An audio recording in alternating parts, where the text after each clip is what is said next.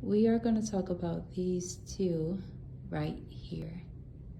And I'm going to include number 2, scripture.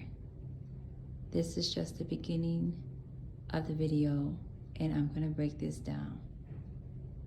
And also giving detail on how we are going to add these 2 scriptures and begin to walk in holiness truthfully. I know some things are going to be rough for you to hear. I know you want to hear there's nothing wrong. I know you want to hear that you're perfectly fine. I know you want to hear that you don't need any changes. But that's not true. You will learn what's your purpose, and that it is important that you know your purpose in God, and that your plans are set aside, not forgotten, but set aside. Because there could be plans that will not prosper you and that will not grow you. And your own righteousness shall not and will not establish anything. So to know God's holiness and to know that it's foundation to integrity and faithfulness. So let's get an understanding that it's not to hurt you or harm you, but it's to convict the lies that you've been told and that you've been living on.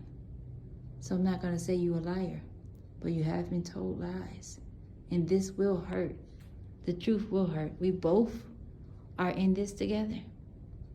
When I'm telling you these words, it's not just for you. I had to read them first.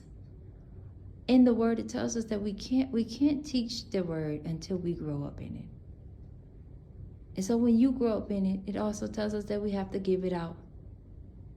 And so when you learn more of him and learn his purpose, you begin to see that the truth. And we know many false prophets has went out and will have the word. But to really break this down and give you the understanding, see that you can grow up in this and that you can change in this and you indeed can give this out. Some changes starting to happen in your spirit is because the truth is trying to make room, trying to make entry and establish its foundation. And the lies won't leave willingly. You have to constantly come up to the truth and welcome it in.